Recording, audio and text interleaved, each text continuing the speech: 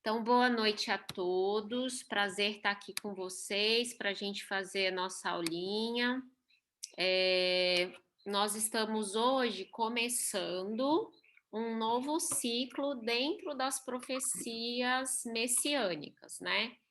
Nós fizemos as profecias que se cumpriram no nascimento e na genealogia de Cristo, fizemos as profecias que se cumpriram na vida e ministério, e agora entramos nas profecias, na parte 3, que são as profecias que se cumprem com a morte e ressurreição de Jesus, tá? Nós não vamos esgotar o assunto hoje, são muitas profecias, e como a gente lê a passagem no Antigo Testamento, a passagem no Novo, pode surgir alguma dúvida, então a gente vai fazendo aí aos poucos, a gente vai fazendo com tranquilidade, né? Nós vamos então começar, eu vou fazer uma oração para a gente poder iniciar a nossa aula, tá?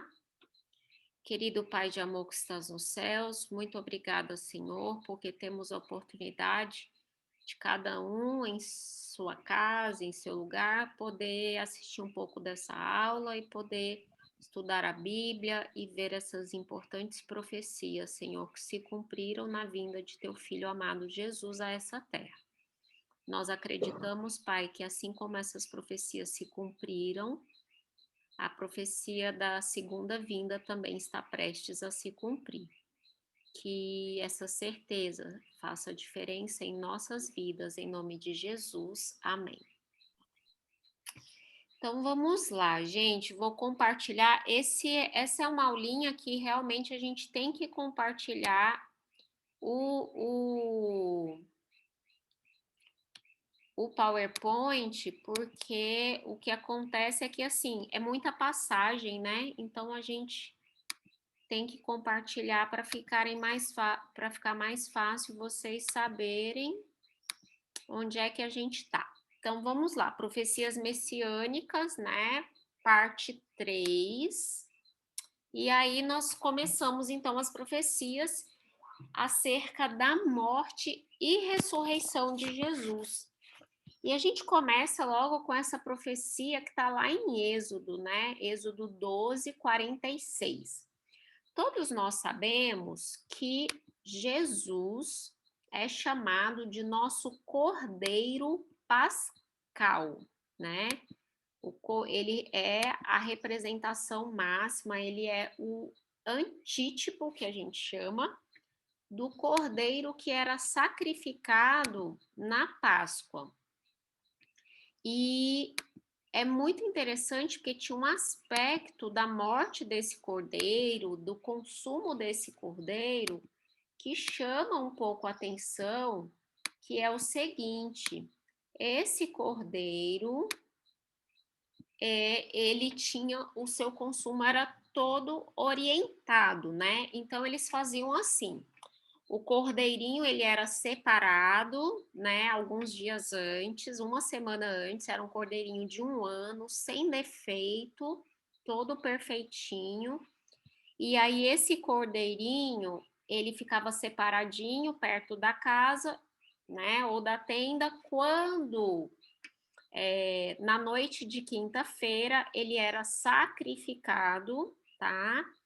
E ele era comido durante a noite de quinta para sexta, ok? Então, o que que acontece? E ele era assim, ele não podia ser repartido. Se a família era muito pequenininha, a família tinha que se juntar com outra, para eles poderem comer todo o cordeiro. E se a família era grande, daí fazia mais de um. Então, lá em Êxodo 12, 46, tem uma orientação, olha só, Êxodo 12, 46. O cordeiro há de ser comido numa só casa. Da sua carne não levareis fora da casa, nem lhe quebrareis osso nenhum. Ou seja, o cordeirinho ele era assado inteiro, né? Não se quebravam os ossos dele, e aí ele tinha que ser comido toda a carne numa casa só. Então, famílias menores se juntavam todas para fazer num só lugar.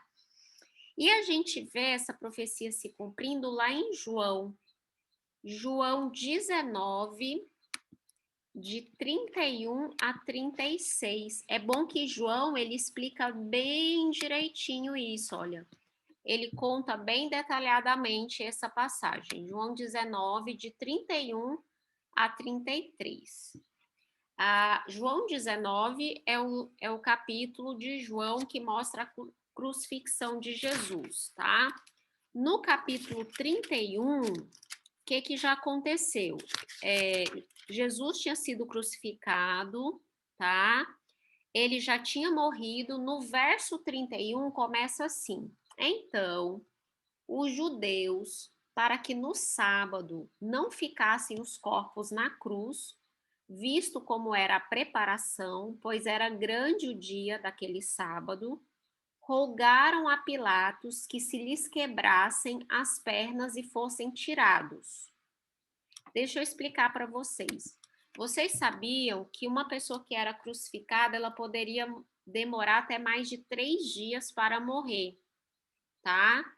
Porque ela morria uma morte lenta, excruciante, né? Ela ia morrendo de falência respiratória, de cansaço, mas como não tinha nada, nenhum ferimento grave que era infringido a essa pessoa morria de desidratação, insuficiência respiratória, porque os músculos respiratórios chegava um momento que eles não conseguiam, porque para respirar a pessoa tinha que erguer o tronco, só que aí ela mexia nas mãos e nos pés que tinham sido perfurados, e isso causava uma dor absurda. Então a pessoa ia ficando com uma respiração bem curtinha.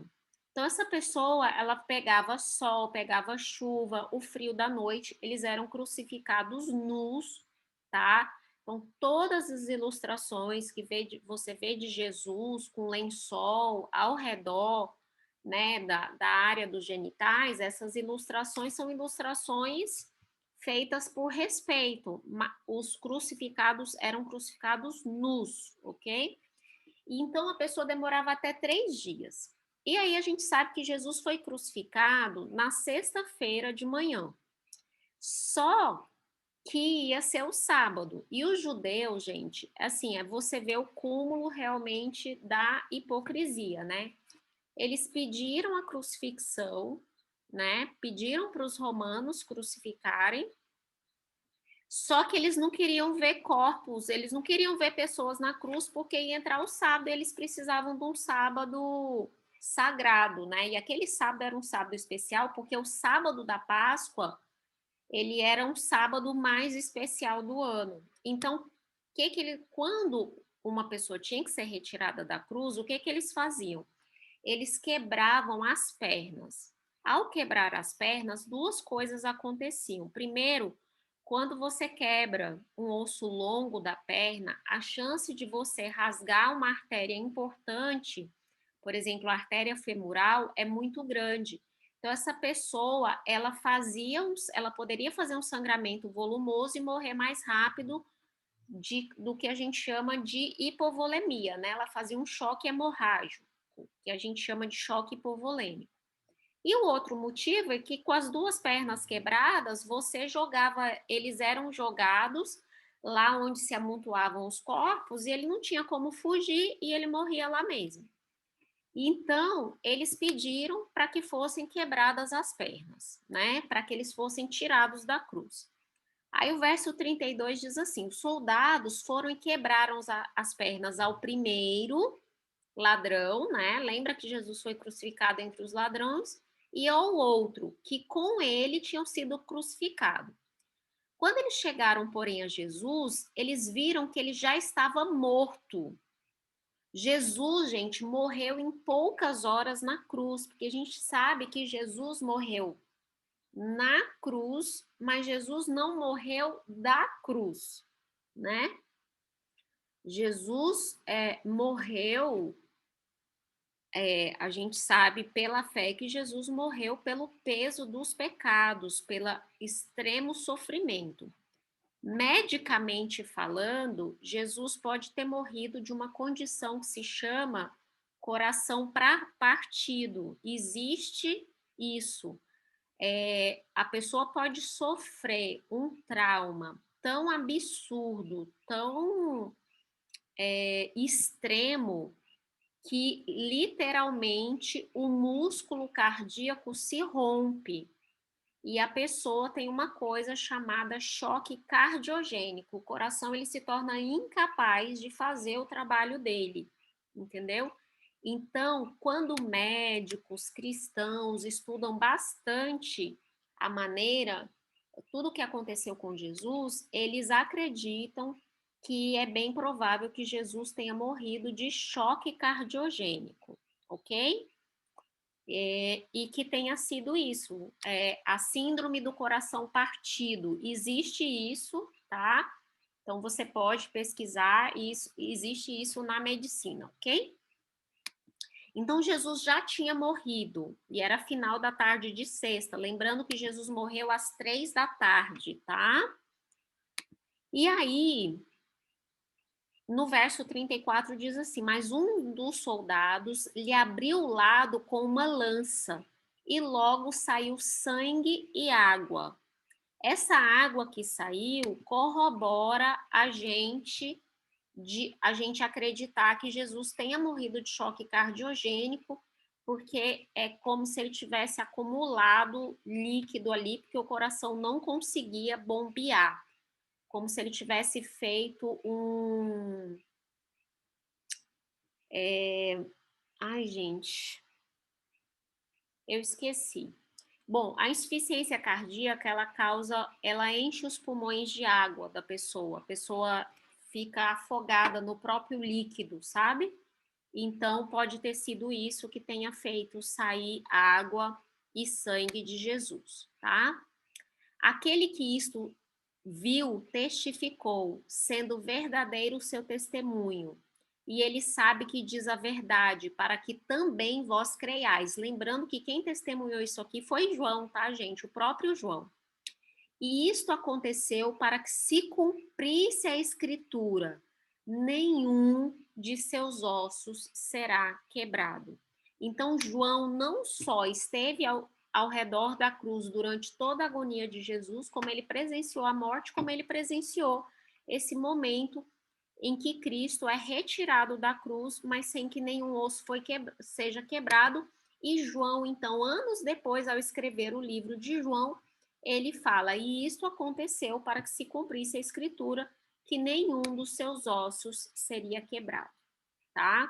Então, assim, quis trazer para vocês aí algumas particularidades desse momento, né, do que era a tradição da crucifixão, para a gente entender que a de Jesus foi completamente diferente de tudo que já se havia testemunhado, né, até aquele momento. E ela, Oi? essa perfuração provocada pelo soldado, de fato, foi em que região do corpo? Foi na perna, não, né? Não, não, essa perfuração foi no lado. Sabe Pois assim, é, lado, quando que é no acaba abdômen. no abdômen, subindo para o tórax. Pensa só, a cruz era bem alta. O soldado estava aqui, ele enfia uma lança, pegando aqui debaixo das costelas para cima do tórax. Entendeu? Deixa eu. Entendi. Eu entendi, do ângulo que alcançava, né? Que a lança saiu de baixo para cima, né? Isso, a lança veio aqui, ó, da esquerda, de baixo para cima. Aqui, ó. Entendeu? Ok. Ele furou só Não, para. eu perguntei isso porque se não tivesse sido morto, seria praticado a questão das pernas, né? Que era como Sim, fizeram com os outros, né? era como se ele quisesse ter certeza da morte, mas era também um profundo senso de desrespeito, né? E a gente sabe que também existia uma profecia que diz que Jesus seria traspassado, né? Então ele foi traspassado nas mãos e nos pés e foi traspassado ali do lado, né? Tanto que depois, eu não sei se você lembra, Walter, Tomé, ele fala que ele, não, se eu não ver, eu não vou acreditar. E aí Jesus aparece para ele lá no meio dos discípulos e fala, então, pega aqui nas minhas mãos e toca aqui o meu lado, porque Jesus, ele manteve as cicatrizes, né? E como a Bíblia diz que Jesus vai manter as cicatrizes e está mantendo e vai manter por toda a eternidade as cicatrizes, mesmo no seu corpo glorificado, né? Então vamos lá para uma outra profecia, Deuteronômio 21, Deuteronômio 21, 23. Olha outra profecia que se cumpriu e a gente até já viu, né? Aqui, essa profecia aqui, na verdade, são duas partes, tá? Olha. Então, olha só, ele diz assim: o seu cadáver. Vamos começar do verso 22 para vocês entenderem, olha só. Se alguém houver pecado, passível da pena de morte, e tiver sido morto, e o pendurares num madeiro, o seu cadáver não permanecerá no madeiro durante a noite, mas certamente o enterrarás no mesmo dia, porquanto o que foi pendurado no madeiro é maldito de Deus. Assim, não contaminarás a terra que o Senhor teu Deus te dá por herança. Então, é assim, se alguém tivesse morrido, eles tivessem pendurado, isso aqui não era morte por crucifixão, né? Pendurou lá para mostrar, os povos antigos faziam isso, né? Como se fosse, assim, uma exibição, uma lição para todos, né? E aí, eles, ficava exposto durante o dia, à noite o corpo tinha que ser enterrado, que nenhum cadáver passava a noite sem ser enterrado, tá, gente? Entre os judeus. E aqui tem essa profecia do maldito todo aquele que for pendurado no madeiro. E aí Paulo faz a aplicação dessa profecia de uma forma muito linda mesmo. Tá lá em Gálatas 3:13.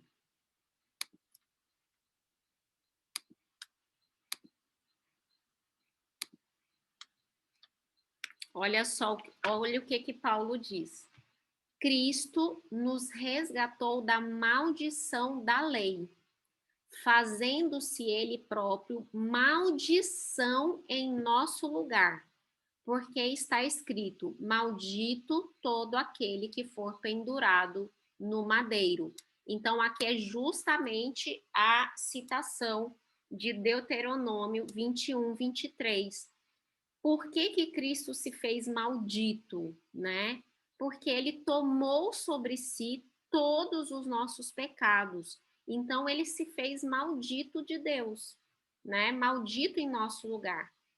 E aí, ao se fazer maldito, ele tomou sobre ele a condenação que era nossa, para que nós recebêssemos a justiça que era dele, né? Vamos ver Salmo 69. Edilane, você consegue ler aí para mim? Salmo 69, 20 e 21. Sim. 20 e 21. O opróbrio partiu-me o coração e desfaleci. Esperarei por piedade, mas debalde por consoladores, e não os achei. O 21 também. 21. Por alimento me deram fel, e a minha sede me deram a beber vinagre. Eu esqueci de colocar aqui. Então, essa profecia de que Jesus receberia vinagre para beber quando estivesse com sede, né? Vamos ver isso acontecendo lá em João 19. João 19. 19, aí os versos 28 e 29.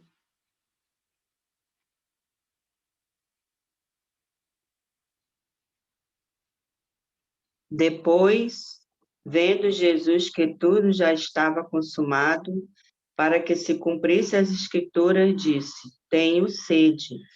Estava ali um vaso cheio de vinagre. Embeberam de vinagre uma esponja e, fixando-a num caniço de isopo, lá chegaram à boca. Então, olha, aqui os soldados, né, ao invés de darem água, pegaram ali aquele vinagre que estava ali, e aí, como a cruz era muito alta, o que eles pegaram? Pegaram um caniço, né, uma vareta grande, molharam aquela esponja de vinagre e chegaram na boca de Jesus para que Jesus bebesse. Então, a gente sabe que a morte, né, por crucifixão era a morte mais vergonhosa, mais cruel e existia muita crueldade na maneira também como esses condenados eram tratados, né? E Jesus não foi tratado diferente. Lembrando também que Jesus, antes da crucifixão, ele apanhou, né? Ele levou as 40 chibatadas menos uma, né? Isso, a Cris está comentando aqui, né? Que era a forma mais humilhante e perversa de matar alguém. E realmente, porque a pessoa morria em muito, muito, muito sofrimento. Mas Jesus, ele começa o sofrimento dele e ele começa o processo de morte. Se você prestar atenção, no Getsemane, né? Mesmo antes dele cair na mão dos soldados, você percebe que ele já estava em profundo sofrimento. Ele começa a orar e ele sua gotas de sangue, né? Que mostra que o corpo dele, o que ele fez foi abrir ele fez uma dilatação dos capilares, né, sanguíneos tão grande perto da pele por um estresse orgânico tão grande que aí ele transudou o sangue ao invés de ser só suor, né? Então a gente já percebe que ele estava num processo realmente de estresse emocional e orgânico absurdo, né? Tudo isso por causa da sensação que ele tinha da separação de Deus. E a gente sabe que ele sentia a separação de Deus porque na cruz ele exclama: Deus meu, por que me desamparastes, né? Então ele não conseguia sentir mais a presença do Pai. Os pecados de todo mundo fizeram com que Cristo se sentisse completamente separado do Pai, né? Então vamos ver aqui mais algumas coisas que aconteceram por ocasião da morte, né? A gente está vendo mais aqui os aspectos anteriores, né? A gente não vai entrar hoje em nenhum aspecto pós-ressurreição. Aí nós temos aqui uma profecia de Salmos. Salmos, eu já comentei com vocês, né? Tem muita profecia messiânica que quando a gente vai ler, a gente não percebe. A gente só percebe depois quando a gente vai estudando, assim. Aqui, esse Salmo 35 é um salmo de Davi, né? E ele fala, Salmo 35, verso 11: Levantam-se iníquas testemunhas e me arguem de coisas que eu não sei. Então, aqui, Davi estava falando dele, mas inspirado pelo Espírito Santo, ele já estava profetizando que Cristo seria acusado por falsas testemunhas. Aí nós vamos ver o cumprimento disso lá em Marcos 14, de 55 até o 61. Marcos conta bem direitinho isso aqui. Ele fala, lembrando que Marcos, gente, não foi testemunha ocular dos fatos, né? O Evangelho de Marcos, ele foi escrito baseado no convívio de Marcos com Pedro. Então, Marcos foi ouvindo as histórias de Pedro e escreveu. E ele diz assim, olha, e os principais sacerdotes e todo o sinédrio procuravam algum testemunho contra Jesus para o condenar à morte e não achavam, pois muitos testemunhavam falsamente contra Jesus, mas os depoimentos não eram coerentes. E levantando-se alguns, testificavam falsamente, dizendo: nós o ouvimos declarar: eu destruirei este santuário edificado por mãos humanas, e em 3 dias construirei outro, não por mãos humanas. Nem assim o testemunho deles era coerente. Levantando-se o sumo sacerdote no meio, perguntou a Jesus: nada responde ao que estes depõem contra ti? Ele, porém, guardou silêncio e nada respondeu. Tornou a interrogá-lo o sumo sacerdote e lhe disse: és tu o Cristo, o Filho do Deus bendito? É interessante que isso aqui não faz parte, né, da profecia, mas essa pergunta Jesus responde e ele diz assim: eu sou, e vereis o Filho do Homem assentado à direita do Todo-Poderoso e vindo com as nuvens do céu. Então, Jesus declarou realmente para aquele homem quem ele era e disse: olha, você vai me ver voltando, né?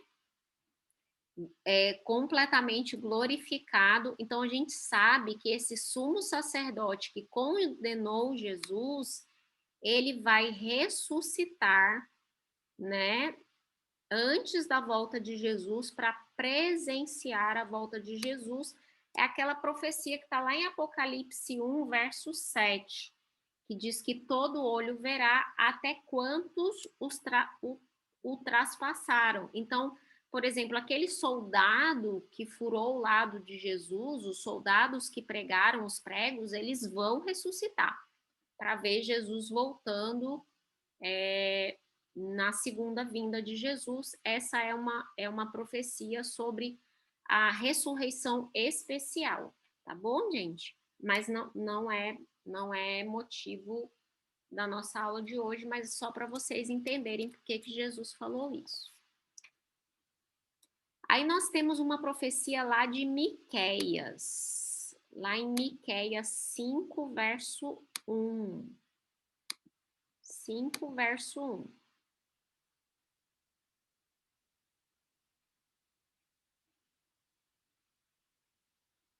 Ele diz assim: agora ajunta-te em tropas, ó filha de tropas, por-se-á sítio contra nós. Ferirão com a vara a face do juiz de Israel. E aí os teólogos, eles colocam essa profecia tendo se cumprido como o momento em que os soldados batem na cabeça de Jesus. Está lá em Mateus 27, verso 30. Mateus 27, 30. Diz assim, olha: e cuspindo nele, tomaram o caniço e davam-lhe com ele na cabeça, né? Então, a gente sabe que, além de aquilo que eu estava comentando, né, que a gente comentou, a Cris também comentou, era uma morte humilhante, mas Jesus, eles fizeram questão de humilhar mais, né? Eles xingavam, eles blasfemavam, tanto que os ladrões que estavam ali do lado, né, eles também estavam blasfemando. Aí um dos ladrões percebe que Jesus era diferente e diz para o outro, né, falou, olha, ele é diferente da gente, você não está vendo que ele não merecia estar aqui, né? Então a gente sabe que ali teve um sofrimento também emocional muito grande para Jesus. Vamos ver essa profecia de Salmos 22, 16. Salmos 22, 16.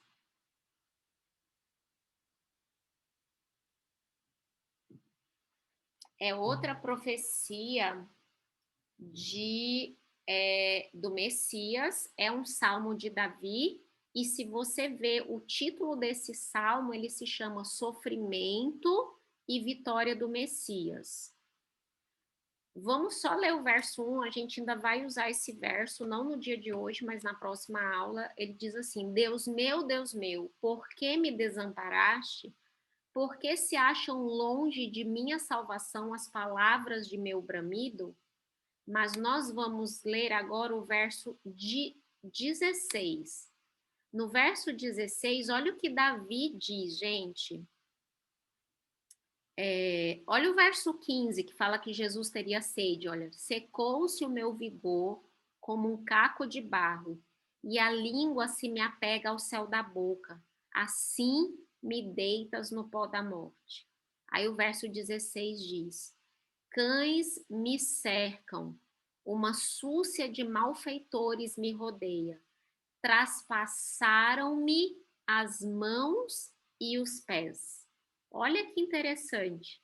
Então, aqui tem uma profecia que diz que as mãos e os pés do Messias seriam traspassados, né? Vamos ler também Zacarias 12, 10. Zacarias 12, 10. Também é uma profecia, né?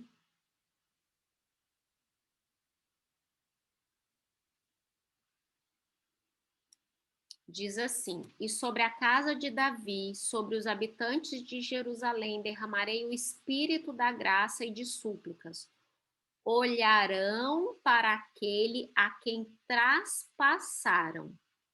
Pranteá-lo-ão como quem pranteia por um unigênito, e chorarão por ele como se chora amargamente pelo primogênito. Então, aqui está falando que Jerusalém, né, os povos, obviamente, iriam chorar amargamente, né, por aquele que eles traspassaram, né? E aí a Cris está comentando aqui que é impressionante, né, essas declarações realmente centenas e centenas e centenas de anos antes, né, de que Jesus viesse. Davi escreveu mais ou menos 900 anos antes de Jesus, né? Que foi a época do reinado dele em Israel. Lá, 900 anos antes de Jesus, Davi estava escrevendo. E aí Zacarias também fala que eles iriam prantear aqueles a quem eles haviam traspassado. Vamos ver isso lá em João 20. João 20, de 25 a 29.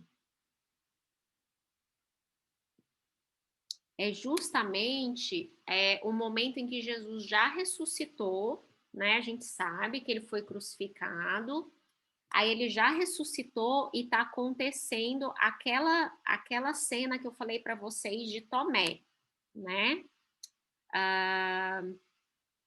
Vamos ler a partir do verso 24, diz assim: Ora, Tomé, um dos 12, chamado Dídimo, não estava com eles quando Jesus veio, ou seja, Jesus já tinha aparecido uma primeira vez.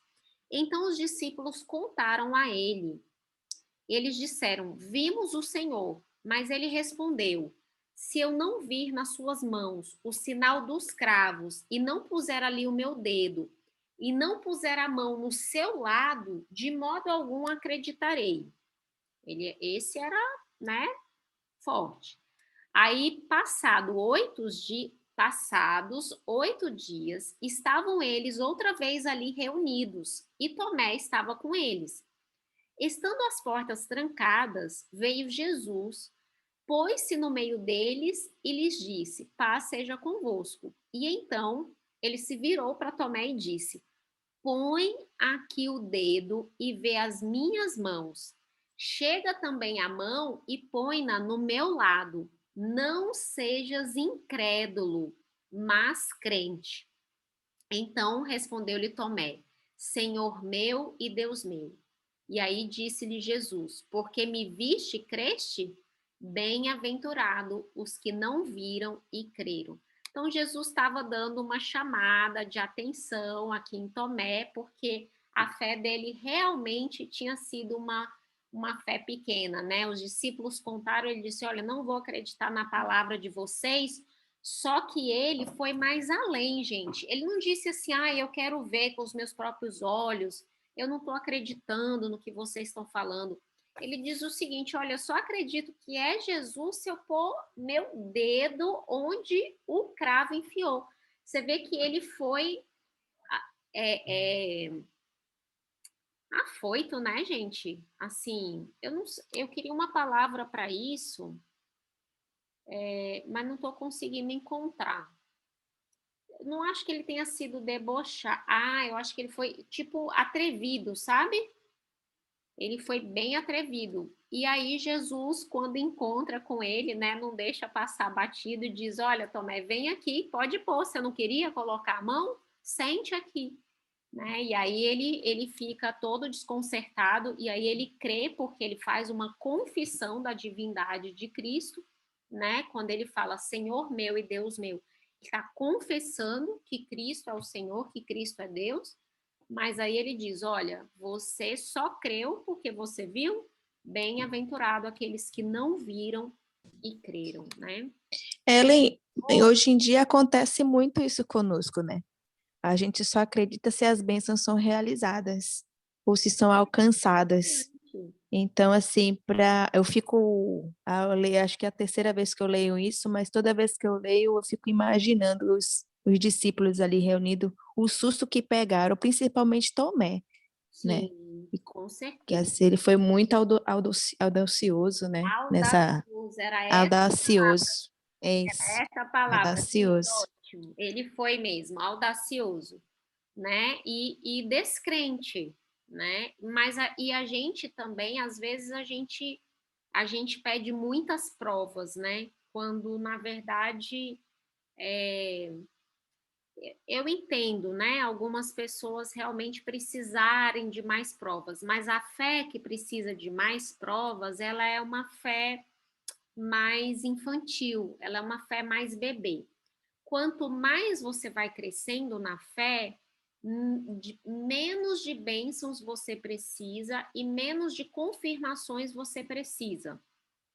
A pessoa que ela está mais madura na fé, ela pode estar passando por um momento muito, muito, muito turbulento, ela continua acreditando igual. Enquanto aquele que às vezes não é uma pessoa tão madura espiritualmente, ela precisa que Deus faça aquele milagre.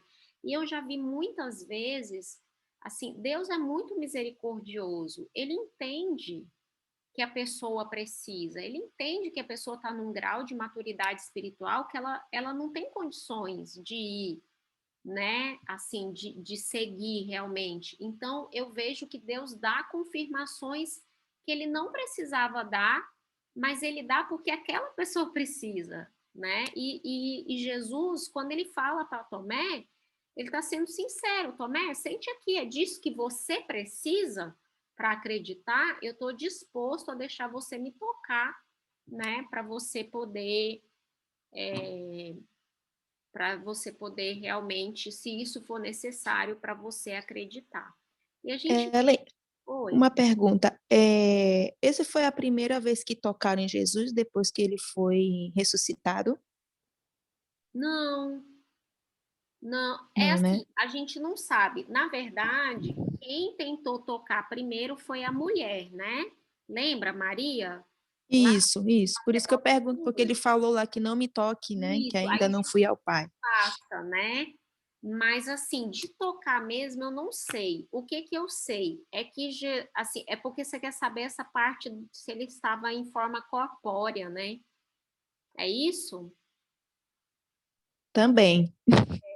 Então, a gente sabe assim, olha, Jesus ele sentou e partiu o pão, né, para comer com aqueles discípulos que estavam no caminho de Emaús. Não sei se vocês se lembram. Ele acompanhou dois discípulos que estavam no caminho de Emaús, e foi explicando para eles a profecia. Quando chegou na casa deles, eles falaram: entra, come com a gente. Daí ele entrou, quando ele partiu o pão e deu graças, eles entenderam que era Jesus que estava com eles. A gente tem outras situações em que Jesus apareceu.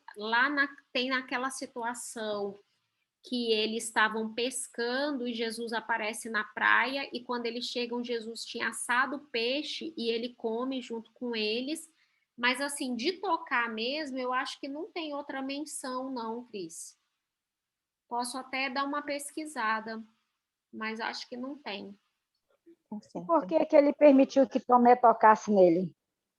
Porque primeiro, essa pergunta é muito importante, Rose. Por que que ele não permitiu que a mulher tocasse e por que Isso. ele ia permitir que Tomé tocasse? Olha a explicação que ele dá para a mulher. Ele diz assim: não me toques, porque eu ainda não subi ao Pai.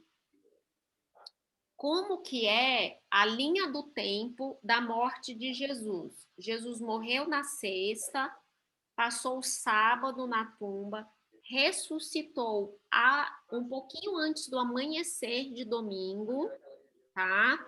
A mulher encontra Jesus no alvorecer de domingo e Jesus diz: eu ainda não subi ao Pai. Só que aí a gente sabe então que Jesus sobe ao Pai para ver se o sacrifício dele tinha sido aceito. E aí ele desce e continua aparecendo para os discípulos e para mais de 500 pessoas, que é o que Paulo conta para a gente, tá? Paulo conta que Jesus apareceu para mais de 500 pessoas. Jesus continua aparecendo por mais de 40 dias.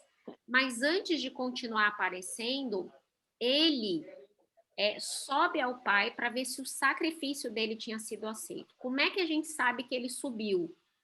Porque lá em Mateus 28, ele vira para os discípulos e ele diz assim: toda autoridade me foi dada, no céu e na terra. Para ter toda a autoridade, ele precisava ter subido ao Pai e o sacrifício dele ter sido aceito. Se a gente for pensar, vamos transportar nossa mente para o que acontecia com o cordeirinho que era sacrificado lá no pátio do templo, né? O cordeirinho era sacrificado no pátio. O sacerdote pegava o sangue do cordeirinho e levava para dentro do santuário, né? O sangue era levado para dentro do santuário. Então, Jesus, gente, em termos escatológicos falando, em termos de representação falando, Jesus morreu na terra. A terra é o pátio, sabe? Jesus morreu no pátio e aí ele precisava levar o sangue dele para o verdadeiro tabernáculo, que é dito lá em Hebreus. O verdadeiro tabernáculo que o Senhor erigiu e não o homem. Então, ele leva o sangue dele para o verdadeiro tabernáculo. Levar o sangue no sentido figurado, obviamente. Ele vai lá aos pés de Deus para ver se o sacrifício dele foi aceito. Então, ele faz esse movimento de entrar no verdadeiro santuário, ok? E aí, como ele subiu no domingo, né, para saber se o sacrifício dele tinha sido aceito, quando ele volta, estava tudo certo, toda a autoridade tinha sido dada a ele, então ele podia deixar Tomé tocar nele. Deu para entender? Obrigado pela explicação. Por nada.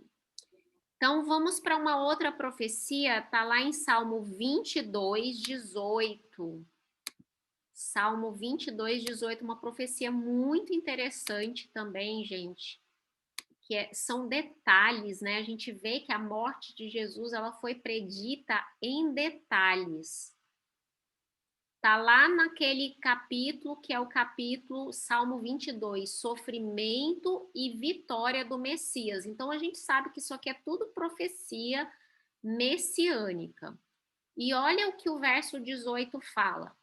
Repartem entre si as minhas vestes, e sobre a minha túnica deitam sortes. Aí, olha como que aconteceu com Jesus. Está lá em João 19, versos 23 e 24.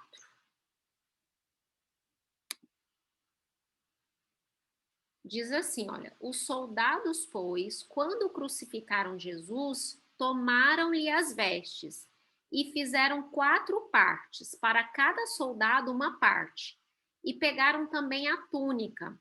A túnica, porém, era sem costura, toda tecida de alto a baixo. Disseram, pois, uns aos outros, não a rasguemos, mas lancemos sortes sobre elas para ver a quem caberá. Para se cumprir a escritura, repartiram entre si as minhas vestes e sobre a minha túnica lançaram sortes. Assim, pois, fizeram os soldados. Muito interessante, gente, que quem cumpre essa profecia são soldados romanos, que não tinham o menor conhecimento dessa profecia, né? Então, muitas profecias, o que aconteceu com Jesus, foi realmente feito por pessoas que não tinham conhecimento nenhum. E a gente vê que Davi, aí 900 anos antes, né, já dizendo que as roupas seriam repartidas, mas a túnica era uma peça muito boa, era um tecido inteiriço, ele não tinha costura, então ela valia mais. Então eles repartiram tudo em 4 montes, devem ter rasgado, porque vocês sabem que eles vestiam uns vestidões, né? Repartiram em 4 partes, mas a túnica eles acharam, né, por bem deitar sortes, né? Vamos ler Isaías 50, verso 6. Eu vou pedir para Rose. Rose, libera o seu microfone para ler para a gente Isaías 50, verso 6. Isaías 50. Eu vou ler Mateus, tá bom? Para Bom, ajudar. tá ótimo. Deixa eu achar aqui. Certo. Isaías 50, verso 6.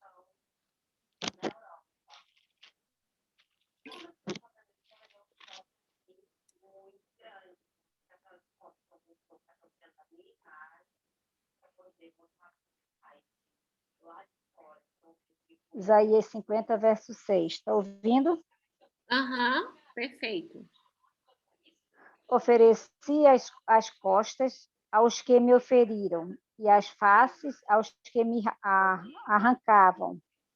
Os cabelos não escondi o rosto aos que me ofereceram e me cuspiram.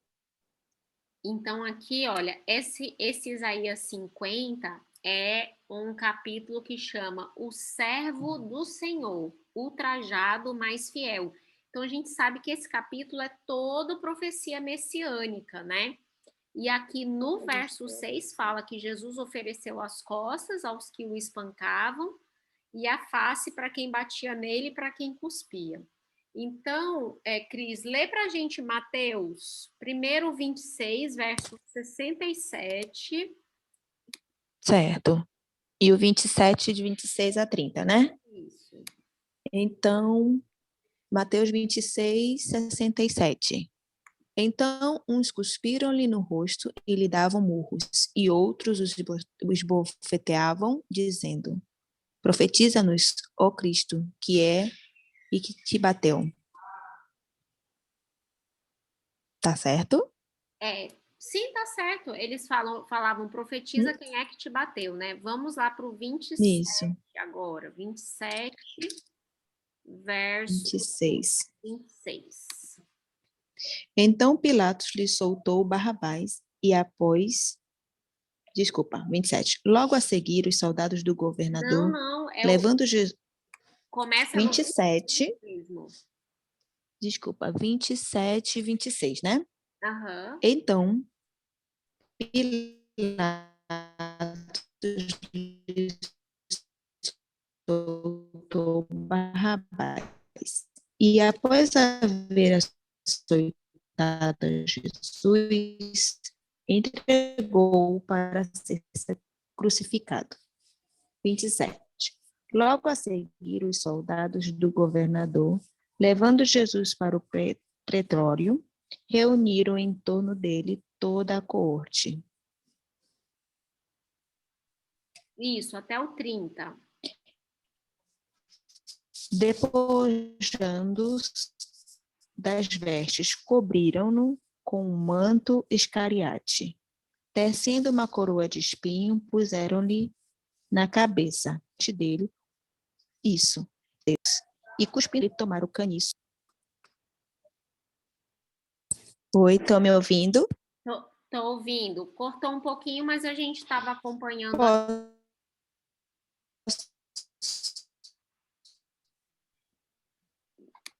Quer que eu volte a ler?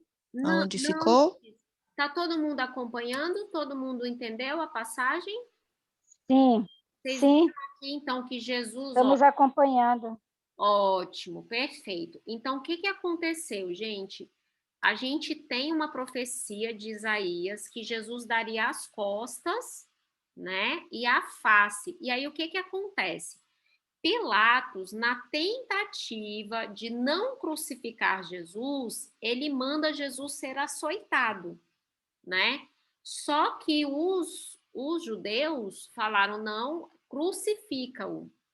E aí Jesus foi açoitado, aí ele chega para os soldados, pegam ele, tiram todas as roupas dele, colocam um negócio vermelho, né, que era para poder fazer chacota, e começam a bater nele e colocam essa coroa de espinhos sobre ele, né? Então essa profecia se cumpriu completamente, porque ele foi espancado, cuspiram nele, e a gente vê a profecia lá de Isaías falando exatamente isso, tá? Agora vamos para a profecia, talvez a mais polêmica da noite, tá? Polêmica depois na passagem de João. Vamos ler, tá lá em Salmos, gente, Salmos 41, 9.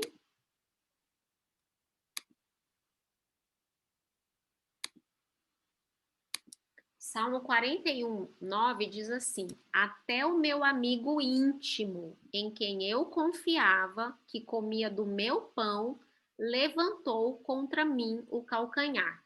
Levantou contra mim o calcanhar, gente, é uma expressão idiomática para dizer que a pessoa traiu, né? Então, é uma expressão para dizer que a pessoa traiu. É tipo assim, cuspir no prato que comeu, entenderam? São essas expressões idiomáticas que a gente tem que é próprio de cada língua.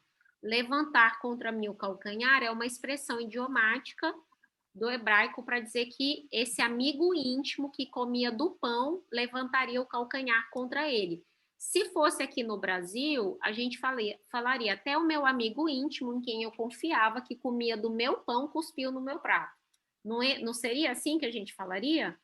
Então, exatamente. Lá no capítulo 55, então, Salmo 55. Depois eu tenho uma curiosidade. Tá bom. Vamos ler os versos 12 a 14. Aí lá vem, viu, Ellen? Aí já vem bomba, né? Com certeza. Eu não ia passar aqui mais Tô difícil. brincando. O domingo não veio hoje, agora, então eu vou fazer Vai tomar o lugar do domingo.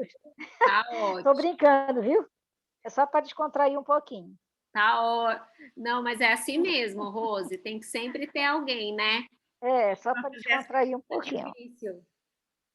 Então, vamos lá. Lá em Salmo 55, do 12 a 14, o Salmo 55 é um salmo também de Davi, que fala sobre os traidores. Ele diz assim: com efeito, não é inimigo que me afronta. Se o fosse, eu o suportaria. Nem é o que me odeia quem se exalta contra mim, pois dele eu me esconderia. Mas és tu, homem, meu igual, meu companheiro, meu íntimo amigo. Juntos andávamos, juntos nos entretínhamos e íamos com a multidão à casa de Deus. E aí a gente vai ver essa profecia se cumprindo, gente. Primeiro nós vamos ler Mateus. Edilane, você quer fazer sua pergunta? Pode fazer. Mateus 26, de 12 a 14. Eu queria saber se a Bíblia relata se quando Jesus estava sendo açoitado, que ele vinha caminhando para o Calvário, se realmente ficou o rosto dele no pano, no manto, uma coisa assim que eu li. Existe uma tradição, né? Pois é, eu quero saber se é verdade, se a Bíblia Não, relata. não, a gente não tem isso especificado na Bíblia. É que é o seguinte, existe uma tradição católica de que foi colocado um tecido sobre a fronte de Jesus e que ficou com a marca, né, do sangue no rosto, ok? E esse tecido passou a se chamar Santo Sudário, né? Eu posso até ler mais a respeito, mas a gente não tem nenhuma manifestação na Bíblia. O que que a gente tem de manifestação na Bíblia? Olha que interessante. Jesus, ele foi enrolado com tecidos, tá? Porque as pessoas, elas eram enterradas dentro de tumbas e ele foi enrolado com tecidos, apesar do corpo ainda não havia sido preparado com aquelas especiarias que eles colocavam, porque já era sexta à noite, né? Assim, já ia dar o pôr do sol. Então, as mulheres prepararam essas especiarias no sábado à noite para ir fazer no domingo de manhã. E aí, Jesus foi enrolado. No domingo de manhã, quando Jesus ressuscita, ele pega esses tecidos, gente, que cobriram ele, e ele dobra. Ele dobra tudo direitinho e coloca lá no local onde tinha sido depositado o corpo dele, ele colocou os tecidinhos todos dobrados. Você vê o cuidado, né? Tipo, a pessoa está ressuscitando e ela está preocupando com o tecidinho. Mas a gente não tem assim nada na Bíblia de que isso tenha sido conservado e tal, mas a gente sabe que na Idade Média começaram a propagação de inúmeras relíquias, né? Existe até um historiador que brinca que se todos os pedacinhos da cruz de Pedro que foram vendidas na Idade Média pudessem ser juntados, daria para construir o caminho de Roma até não sei aonde, porque o pessoal vendia pedacinhos de madeira dizendo que era da cruz de Pedro, eles vendiam tal coisa dizendo que era de tal lugar e assim por diante, né? Então Não mudou nada hoje, né? Que vem a água, a semente, a água milagrosa que cura o Covid. tem umas Tá águas vendo, gente, então como Jesus era organizado? Daí. era muito Eu acho que também esse que Jesus dobrou, né? O manto que ele foi envolto, como a Ed falou, que ele nos dá a conhecer o caráter dele de uma pessoa organizada, né? E que a gente precisa imitar ele. com certeza. Ô, Ellen, aonde tem essa passagem na Bíblia? Eu nunca vi. Que Mas ele, talvez é porque eu não que tenha prestado ele, atenção. que Isso, que ele ele. tinha esse cuidado todo. Ah, tá. Eu vou achar para você. Tu me dá, porque eu sou extremamente organizada e o pessoal lá em casa até me goza. Eu quero dizer que eu já aprendi com o Senhor. Tá ótimo. Deixa eu ler então para vocês aqui o cumprimento lá em Mateus 26. Peraí, gente. Mateus 26. Mateus 26. Eu acho que essa passagem está errada. Ah, não, peraí. 26. É esse de 12? Isso, 23, de 12 a 14. Ele diz assim, olha, 23 ou 26? e 26, de 12 até o 14, tá?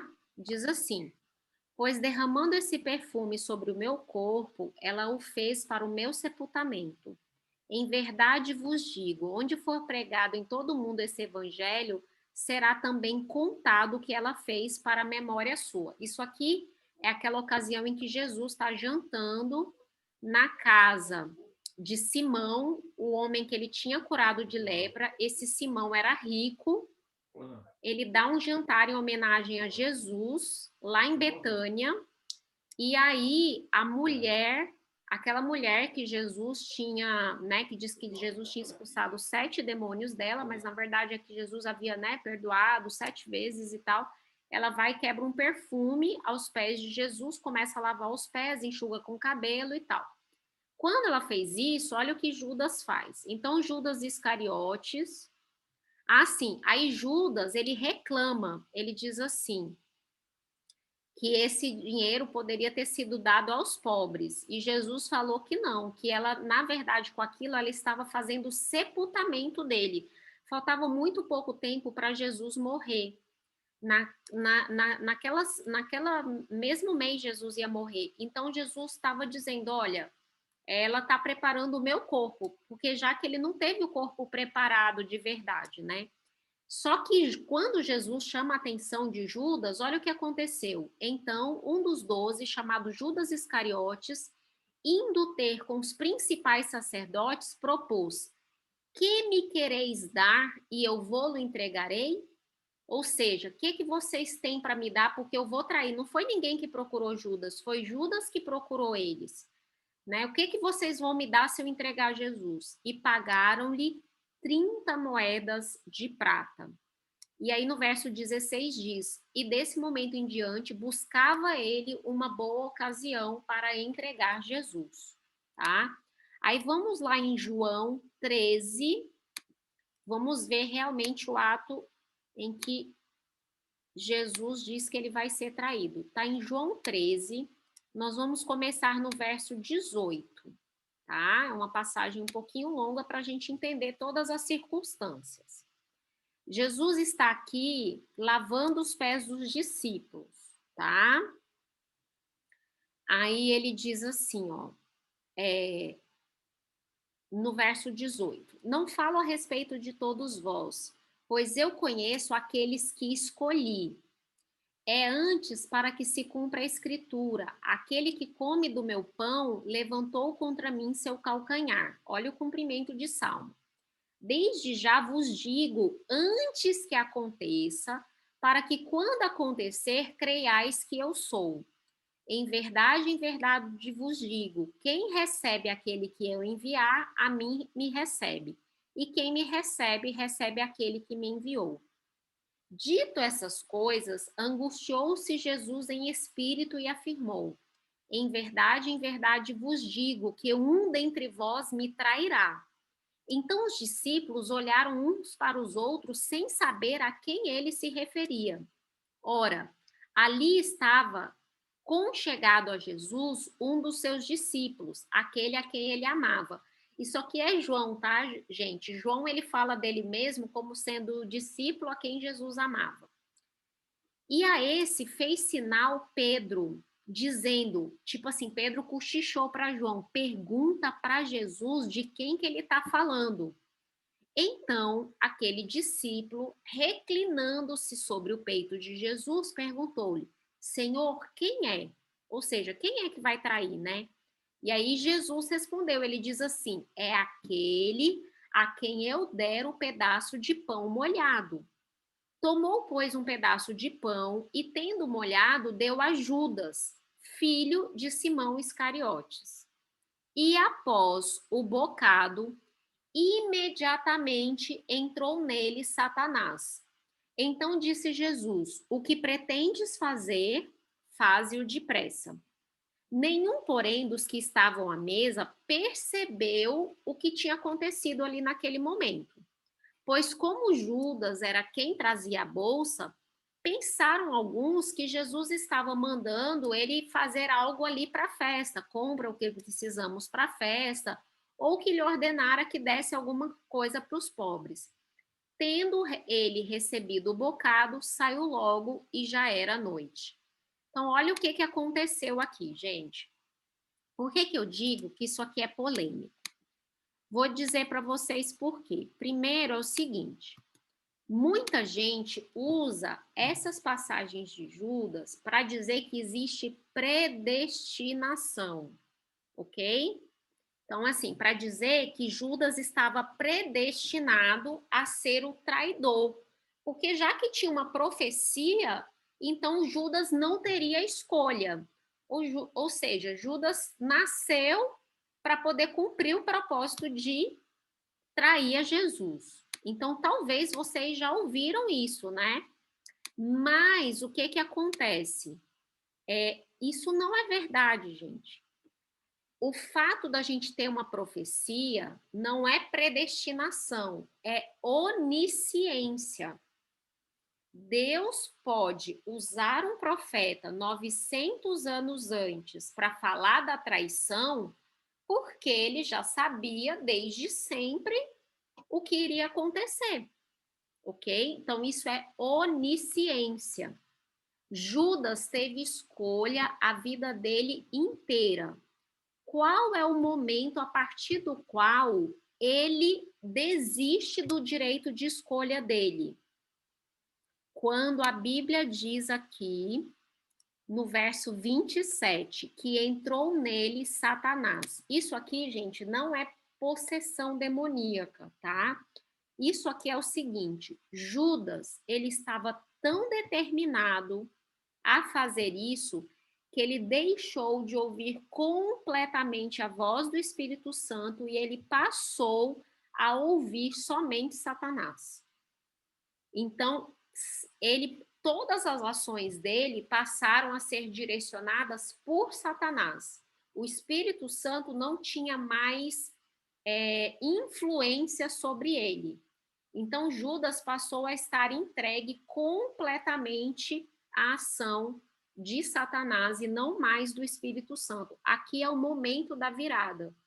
Então, eu li até um comentário bíblico que fala que aqui é o momento em que, a partir daqui, ele não iria se arrepender mais, porque ele deixou de ouvir o Espírito Santo, tá? É por isso que João, anos depois, décadas depois, escrevendo sobre o ocorrido, ele diz que entrou Satanás em Judas, ou seja, ele está contando para a gente que Judas cegou completamente o entendimento dele e a percepção dele para as coisas divinas, né?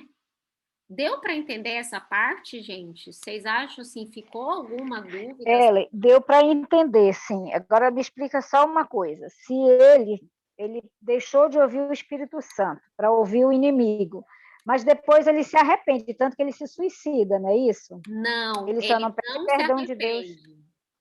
Ele... Essa tua pergunta é ótima, que eu esqueci até de contar. É o seguinte, Judas... É porque eu sou burra mesmo. Não, meu amor, não é. Essa tua pergunta é maravilhosa. Isso aí é dúvida de muita gente. Eu É verdade. tinha dúvida disso. Só que quando a gente vai estudando, a gente vai vendo. O Judas não teve verdadeiro arrependimento. O que Judas teve, gente, é uma coisa que a gente chama de remorso. É não conseguir lidar com as consequências dos atos dele. O verdadeiro arrependimento, eu vou só procurar aqui, deixa eu só digitar um negócio aqui que eu não estou conseguindo falar e digitar ao mesmo tempo que meu cérebro está devagar.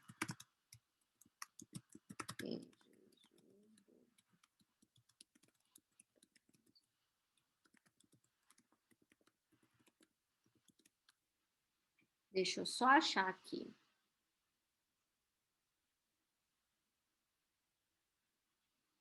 Bom, então o que que acontece? Quando Judas, né, ele vê, porque assim, Judas acreditava a mesma coisa que os outros discípulos, que Jesus vinha para ser o Messias que iria libertar os judeus do jugo romano. Quando ele começa a ver que as coisas estavam indo ao contrário do que ele pensava, por exemplo, por que ele decidiu trair Jesus depois que Jesus fala para todo mundo que aquela mulher estava fazendo o sepultamento dele? Gente, Judas percebe assim, gente, esse cara já está se preparando para morrer. Peraí, ele vai ser o libertador, eu quero estar nesse governo. Judas foi o único apóstolo que não foi escolhido, ele se ofereceu. Ele foi o único que se ofereceu. Ele pensava assim, esse homem vai ser um homem importante, eu quero cola nele que é só sucesso, entendeu? Só que foi chegando um momento do ministério de Jesus que ele percebe que Jesus fazia tudo ao contrário do que ele achava que tinha que fazer. E aí ele começa a pensar, eu vou ter que dar um jeito de burlar esse negócio. Então ele pensa assim, se eu traio ele, o pessoal pega ele e prende, ele se liberta e liberta todo mundo do jugo romano e ele faz a revolução. Então Judas, assim, os teólogos, eles acreditam que Judas queria precipitar uma revolução por parte de Cristo, entendeu? E aí, o que acontece? Quando ele viu que não deu certo, ele faz duas coisas, Rose. Primeiro, ele pega as 30 moedas de prata e joga aos pés, né? Ele fala que ele não deveria ter feito isso, que ele traiu sangue inocente, e ele joga aquelas 30 moedas de prata lá na frente dos sacerdotes que tinham dado aquele dinheiro para ele, tá? E aí ele sai de lá e vai se enforcar. Eu quero achar isso, eu acho que tá lá em...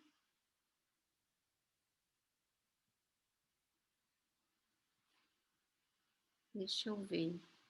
Não é João que conta essa história, tá em outras passagens.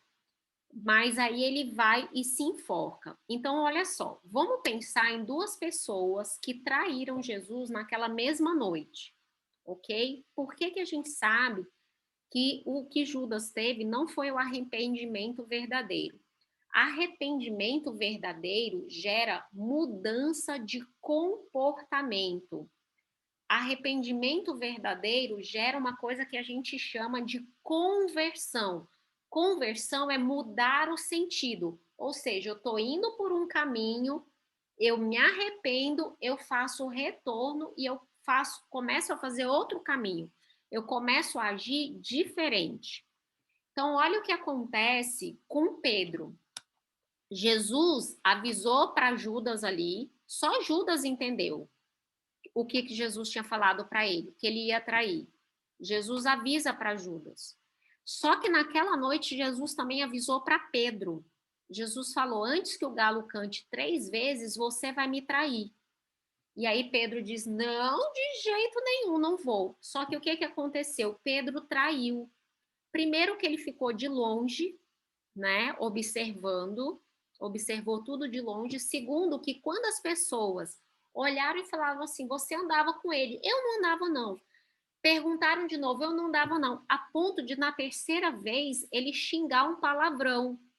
Ele solta uma blasfêmia para dizer que ele não andava com Jesus. Então, ele traiu Jesus também.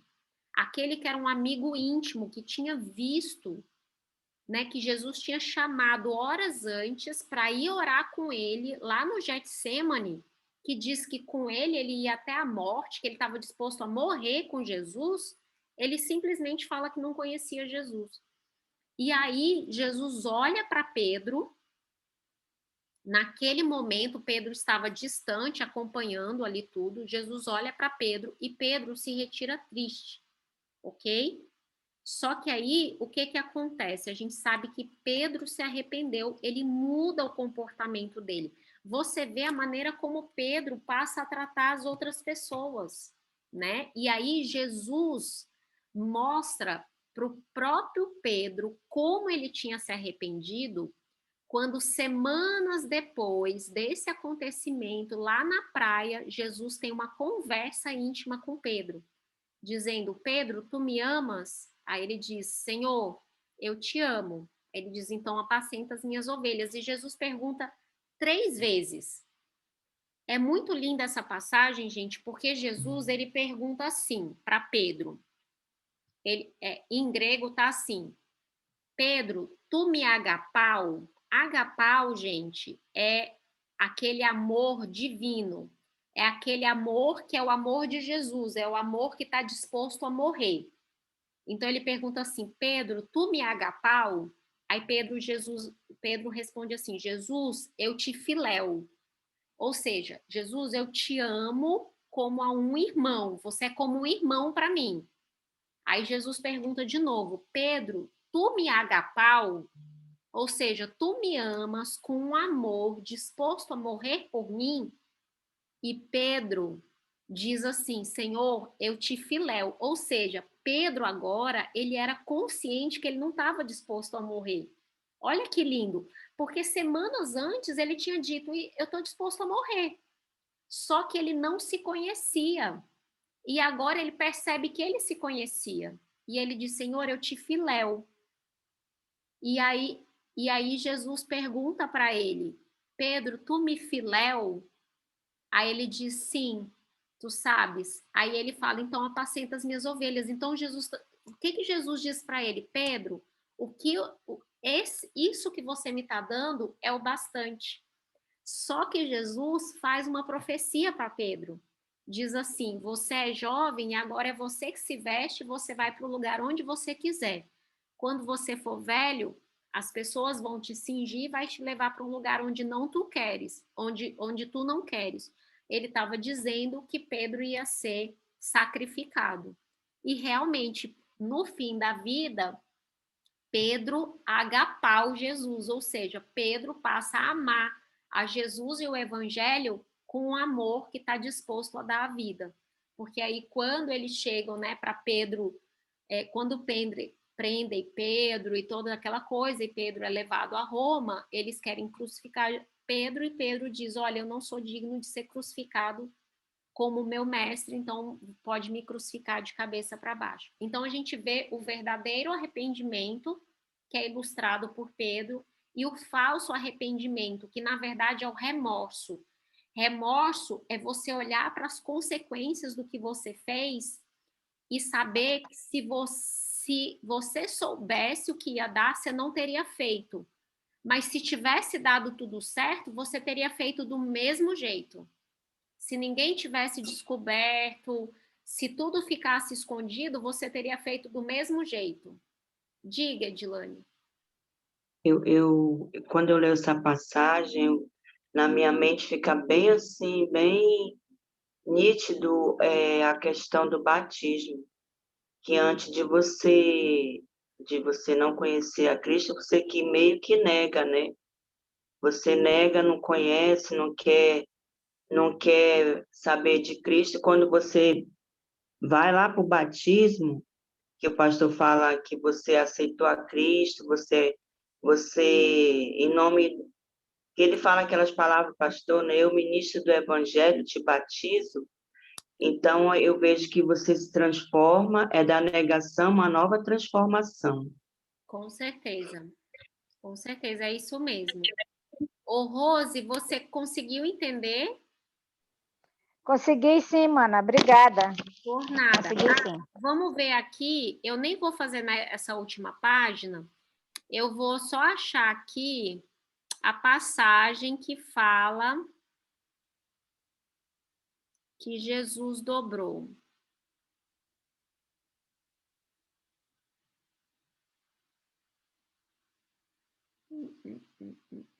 Não tem a passagem bíblica, gente. Espera aí. Vamos tentar achar. Eu tô achando aqui, Rose. Ô, Ellen, mas pronto, você não precisa se preocupar, não. Você Tá, pode ó, jogar no grupo quando você achar. não tem problema. É rápido. Vamos lá. Porque aí é legal que aí a gente já vê.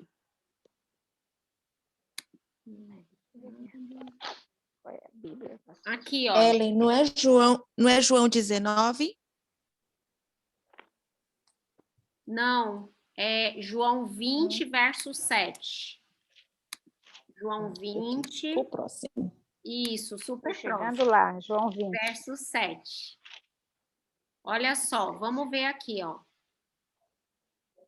O verso 6 diz assim, ó. Então Simão Pedro seguindo-o,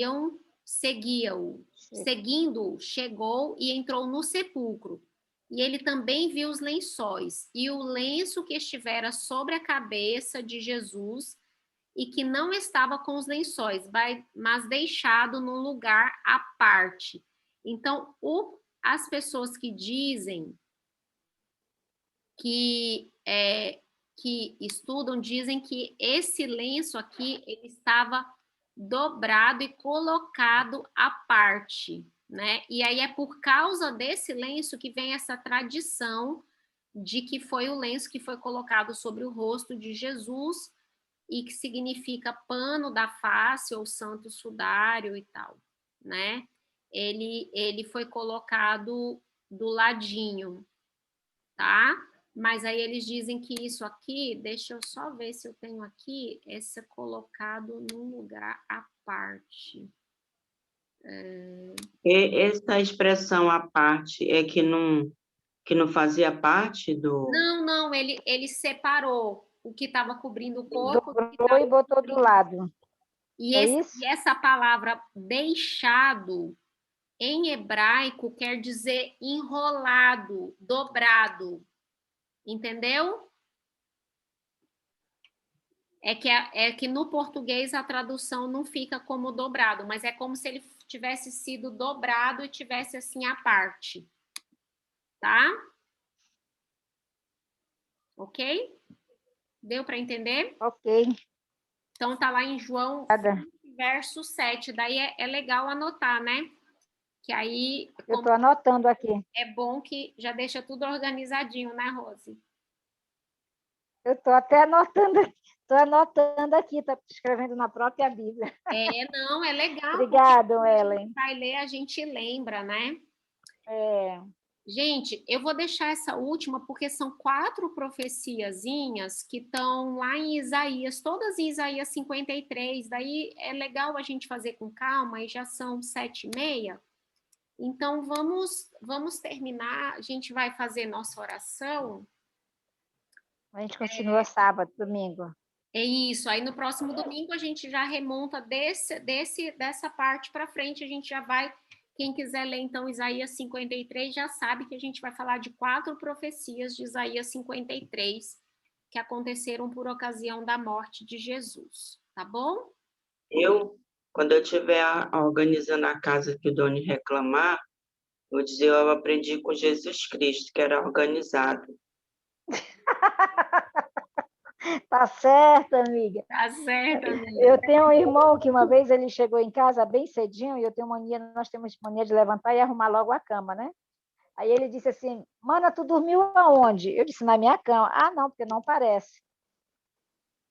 E eu tenho um neto que ele viu um vídeo de um rapaz que ele até mandou para mim, olha aí, vó, tu que tem mania de arrumar cama assim que acorda.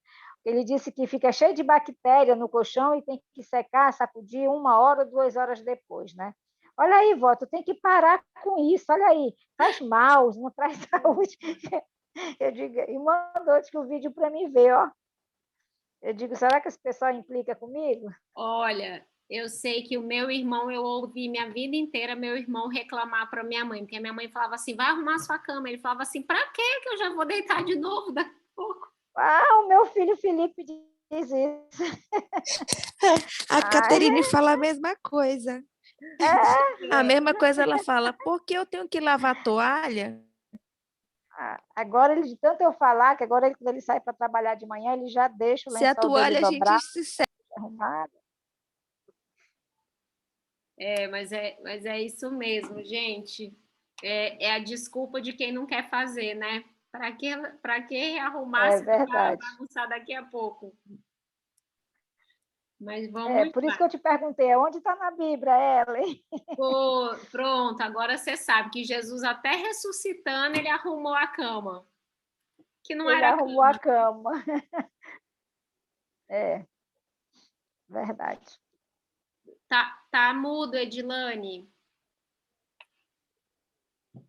Eu acho que ele poderia dizer assim, eu não vou arrumar isso aí, não, que Acabei de Acabei de ressuscitar, estou cansado. Depois eu Que arrumo. diferença Né? fazia que aqueles panos não seriam usados para outra coisa? Ai, Imagina, tá certo. né? Mas ele deixou tudo organizadinho ali para quem ia entrar. Gente, vamos então fazer nossa oração, tá? Vamos orar. Vamos, Querido oremos. Pai de amor que estás nos céus, muito obrigada, Senhor, por tantas profecias lindas que nós vimos hoje e a Obrigada, maneira Senhor. maravilhosa como elas se cumpriram na primeira vinda de teu Filho Jesus. Amém. E essas profecias, Senhor, façam sentido em nossa vida, em nossa crença, e que jamais precisemos da prova que Tomé teve, que somente por ouvirmos, que sem vermos nós venhamos a crer em teu Filho como Cristo, o Filho do Deus vivo, Senhor, aquele que veio tirar os pecados do mundo. Hoje nós estudamos profecias falando, Senhor, sobre a morte horrível que Jesus teve, todo o sofrimento que ele passou na cruz. Nós não temos como agradecer, Senhor. Nós sabemos que foi por nós. E nós jamais saberemos, Senhor, qual foi o preço pago ali naquela cruz. Nós agradecemos em nome de teu Filho amado Jesus. Amém. Amém.